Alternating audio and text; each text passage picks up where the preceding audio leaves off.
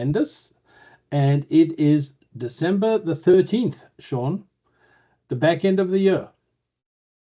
Indeed, it's been a long year, but it all like all years, it comes to an end and a new one starts. Right. The funny thing is that I can remember it was just January, like 3 minutes ago.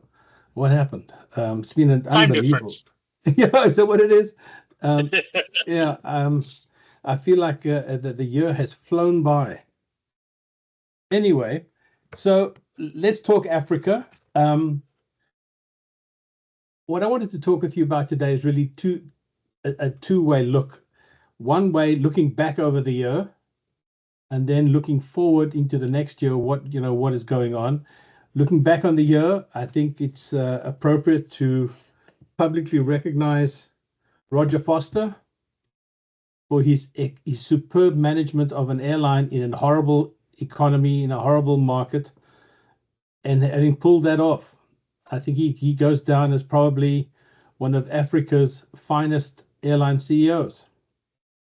I think, I've got nothing but respect for Roger. He's been someone that I've looked up to, someone I consider a friend, someone who has never been reluctant to share his experience and his advice when asked. So, I think, as we've discussed before, it was, I think, for the last few years, Roger's been looking at an exit point, and I think he's confident enough now that he's institutionalized the ownership, the management, and things in Airlink that he's comfortable enough to, let his baby fly on its own. And I think he's not going to be disappearing. He'll still be on the board and so forth. But I think it's a huge credit. I think a lot of African leaders, both business and political, from Roger. He guided it hands-on, but at an appropriate time, he said, "Okay, it's ready to move forward and let it go, and let the years and the work that we put into it speak for itself as it runs independently." And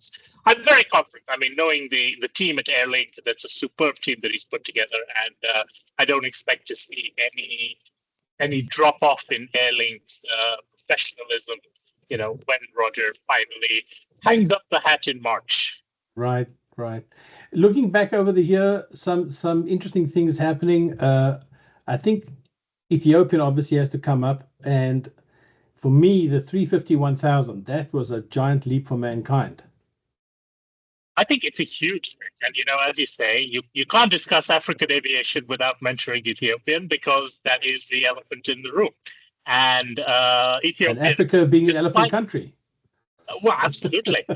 Kenya always claims to be a pride, and so Ethiopian is a herd of elephants. But no, Ethiopian continues to grow from strength to strength. Despite challenges on aircraft deliveries, and I was just looking at this year, they've only taken delivery, I think, of 4 new aircraft, and 3 of those have come in the last couple of months. They've only taken 1 737 MAX new, and one one A350-900, 1 737 MAX, and then 2 new A350-1000s in the last month. So it's really been a year where it would have been difficult to grow, but they have grown, and they've grown, at an accelerated double-digit percentage rate for, I think, probably the 15th year in a row. Well, excluding COVID. And I think that's been really impressive. And, it's how they've done this growth. Certainly, they've upgauged capacity, and this is where that 350-1000 really is a game changer for them. Because they've come in at a very. It's interesting because if you look at Ethiopian's history of the aircraft, they've usually been focused on filling up the back of the plane, and the forward cabin has I won't say been neglected, but it's not been their primary focus. This one is coming in a very premium heavy configuration for Ethiopian. It's coming in with 46 business class seats and 46 and 346. 46 and 349 is the config. 395 seats. So pretty big economy config, but 46 business. When the second highest at Ethiopian, I think, is only 30 on any other aircraft type. This one, it's a very significant focus. And the way they plan to deploy that plane, by all accounts, is going to be on their premium heavy routes initially, which is London Heathrow and Washington Dulles. So if you even look as to where those planes are flying, the primary long-haul destinations initially were Paris, but I think that was more to do with Airbus troubleshooting. judging by what I heard there. And after that, it's been running, I was looking a couple of days ago, both aircraft, one was going to London, one was coming from London. Both have done Washington, Dulles. And I think that's a reflection in terms of how ET is developing, that they're now looking at targeting more of front cabin products. They've gone in with the Safran Optima seats in the business class, which is nothing supersonic. It's not a Q seat or anything, but it's a very solid, and comfortable business class product out there.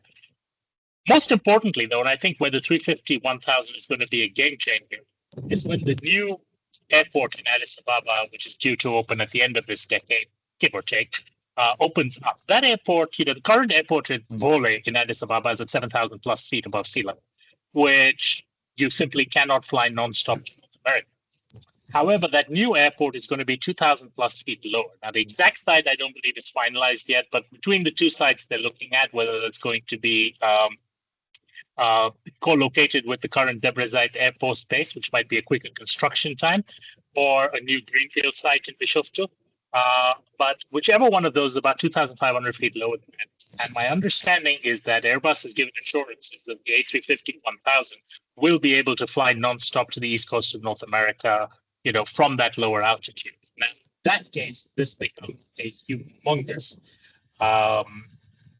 benefit for Ethiopian, and that's why this aircraft type could really be a game changer for the way Ethiopian's hubs are structured.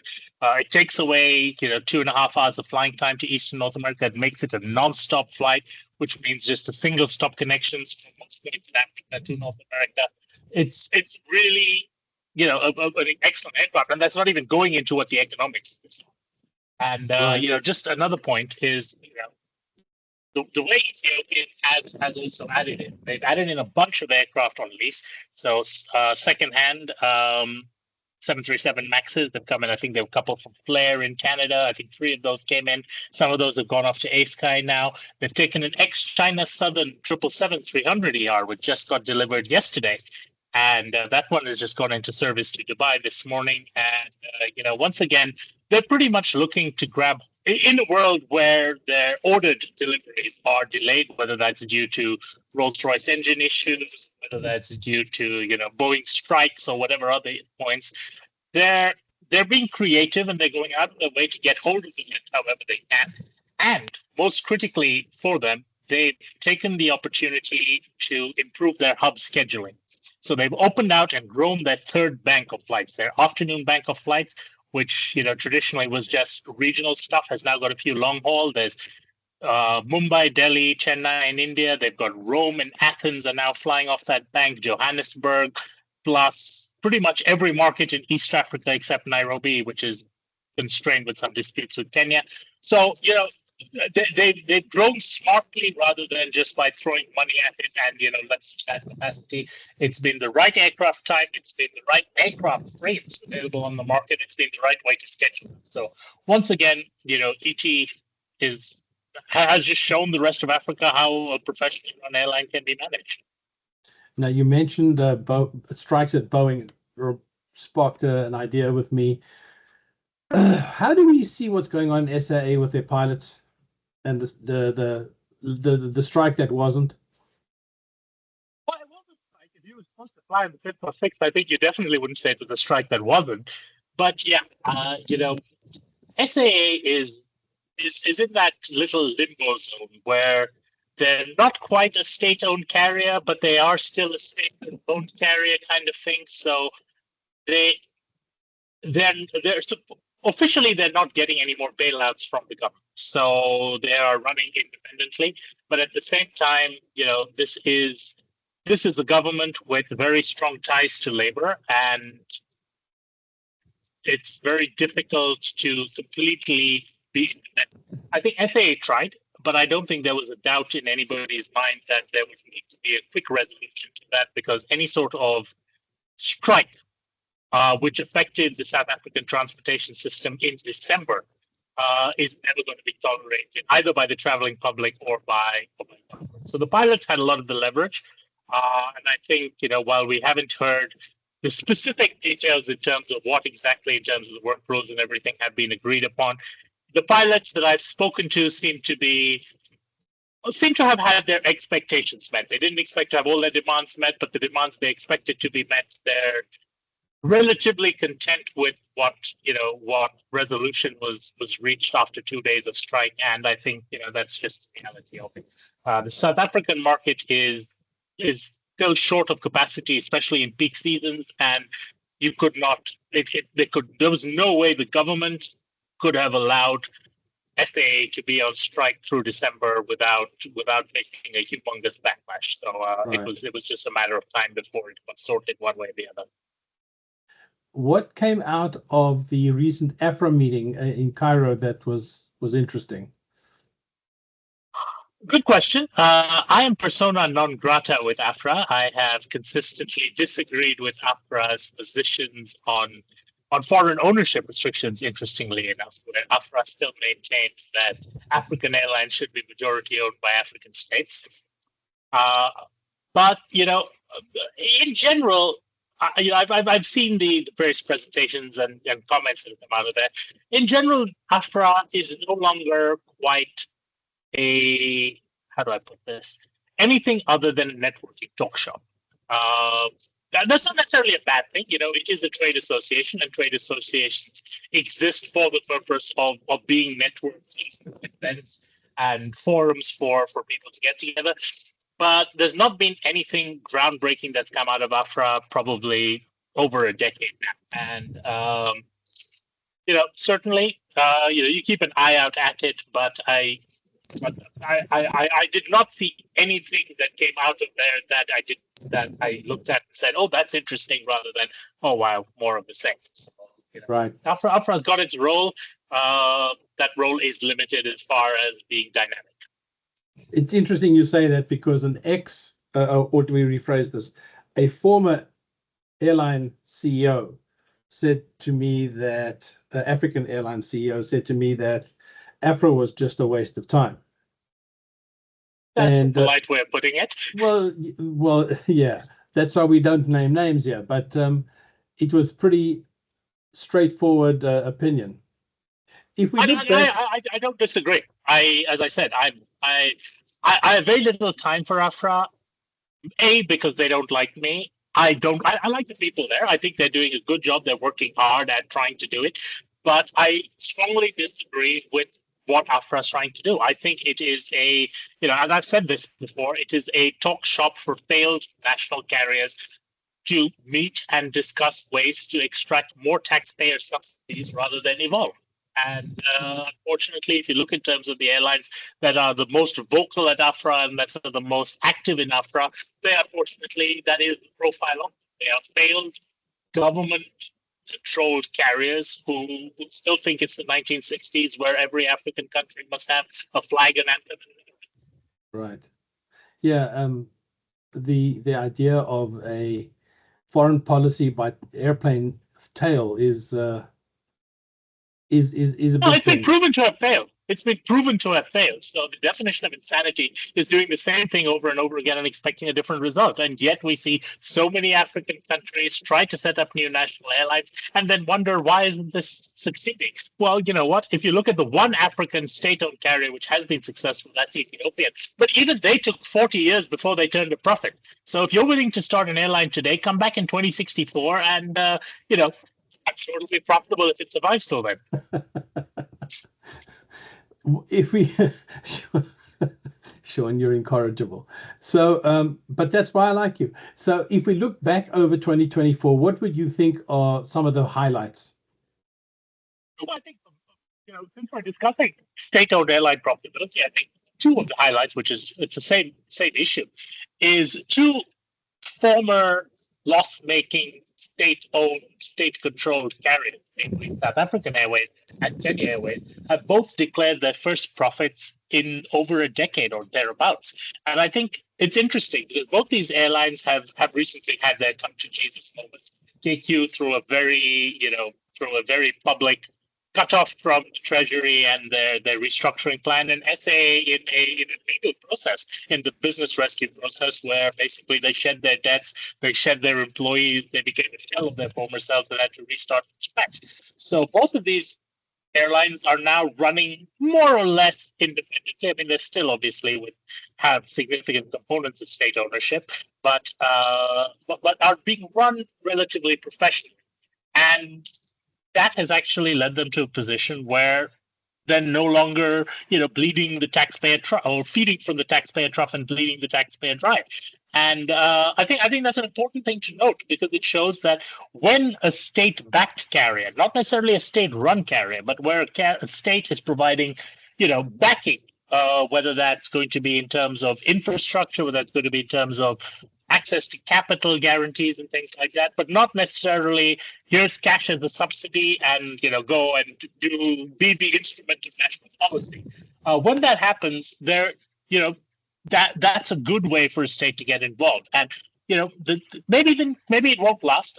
I think SAA is on the cusp of a lot of decisions where they could go the other way very quickly. They could easily double down on the good decision making and have a very promising future, or they could very easily bring in a bunch of wide bodies, go back into London Heathrow in North America and start losing $100 million a year just like that. But if they play their cards right, I think it's definitely an interesting trend that these guys who've been basket cases for the last 10 years have turned it around, and that gives hopes to the the Rwandairs, the Uganda Airlines, the Air Tanzanias, and the other basket cases of the world that a little bit of professionalism and you may actually make a penny in your lifetime. Okay, that's harsh, but I understand it. How about looking forward? What do you think we should be expecting in the next 12 months? I think one trend which we saw in 2024 that probably is going to continue into 2025 is going to be investment into African airlines. We saw this in 2024 with Qatar Airways, and again going back to Airlink with them buying a 25% stake in Airlink. They've been talking, but they've actually made progress in 2024 with closing their deal with Rwanda by all accounts. And just generally, I think strategic investments into African carriers, whether it's going to be by other carriers or by funds or by general infrastructure people, may be something to be a bit more of in 2025.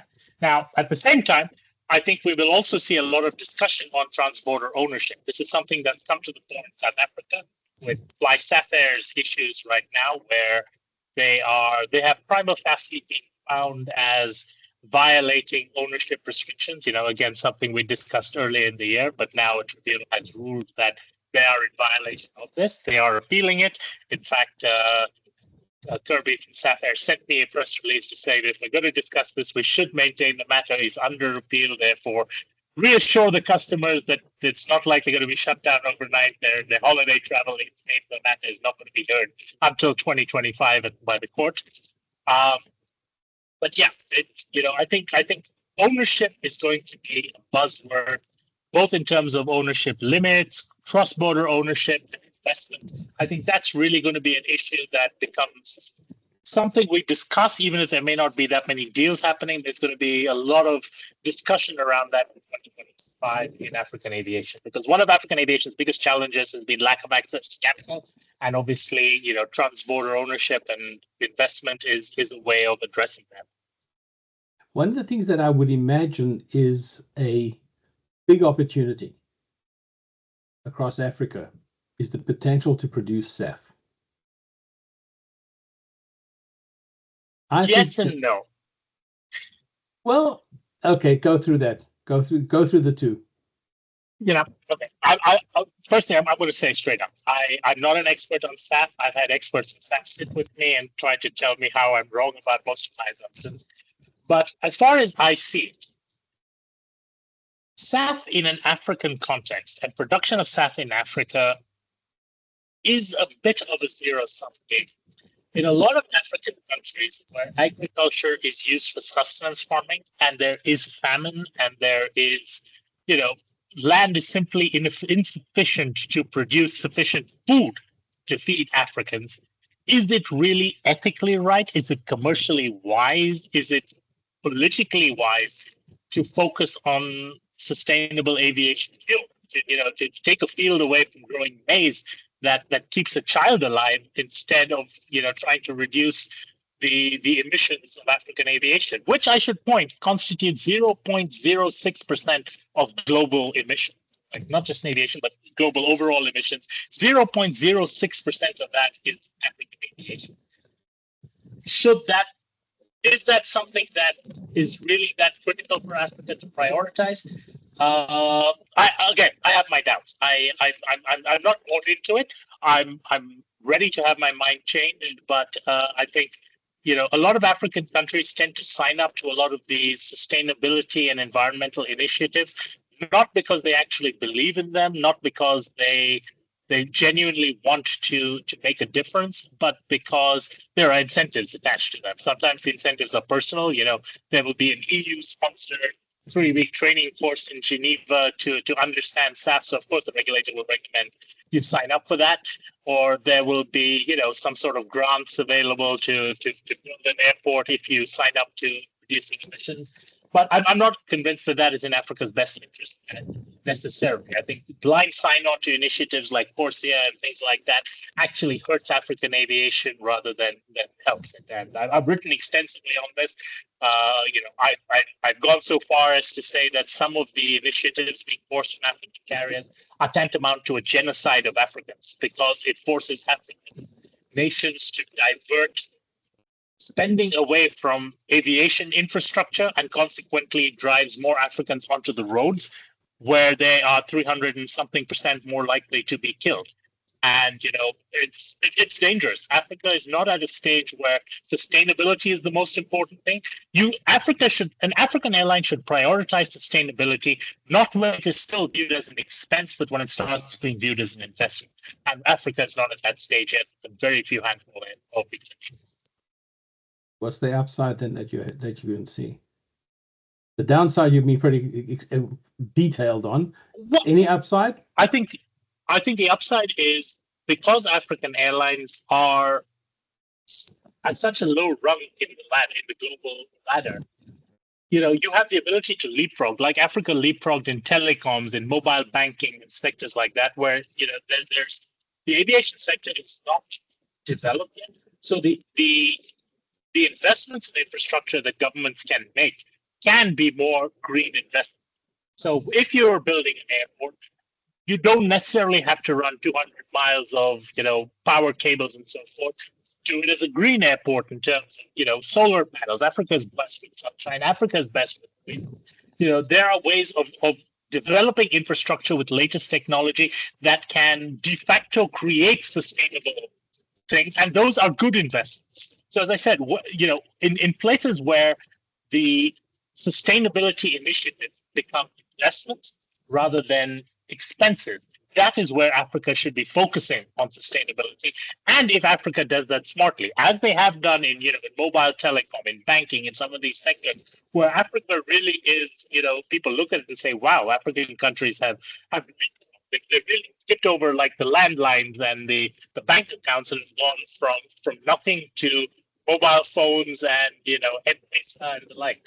And when Africa has the opportunity to do that because of such a low base from where it's starting. So I think that is the upside. I think the potential is there, but I don't think it necessarily is something that has to be a priority. And I think making it a priority without understanding the ramifications can be the law of unintended consequences at play. I think African countries can hurt themselves badly by signing on to those initiatives without understanding what the impact of that on their local market might be. Okay, I hear that. Any other items that jump at you for next year? Africa is one of those places that even in a bad year, you will probably see growth in good form. We saw that even COVID, even in 2020, okay, the world was shut down. But 2021, a number of African markets rebounded. And I think we're going to continue to see that. No matter whether there is a global, recession or lack of growth worldwide, in Africa, that simply means that growth will be single digits rather than double digits as far as demand for aviation goes. And certainly there will be pockets where there are airline failures, where there is, a lack of growth for various reasons. But I think overall you will see, if not double digit, but close to double digit increase in demand across the continent. I think we're seeing Africa as a tourist destination is becoming more and more mainstream around the world. Africa is no longer being viewed as that exotic safari place. I think, we're seeing, especially in East Africa, we're seeing certainly the safari industry is doing well in East and Southern Africa and so forth, but we're seeing more scheduled leisure airlines like, Lufthansa's Discover and so forth, which are expanding into African markets and are, bringing in people to beach destinations, to a range of stuff beyond the high end package tourism, safaris, and things out there. So I think that is a trend that we've seen over the last couple of years. I think it's helped by the fact that African peak season is counter-cyclical to northern summer. So, when you have airlines who have capacity that's flying to North America primarily over the summer, those same assets can be deployed into African markets over the winter. I'd make good use of them. So I think I think that trend will continue as well as Africa becomes a more mainstream tourist. I think so. Both tourism and business are looking strong as going into 2025 for African aviation. I think it'll be a positive year overall, despite pockets where there will undoubtedly be failures and negative stories out there. But in general, the year will be good, I think. Thank you, Sean. That's very interesting. Thank you very much. Always great to share my thoughts, and have a happy holiday season to all our listeners. Yep, exactly. Recording stopped. Now we can breathe.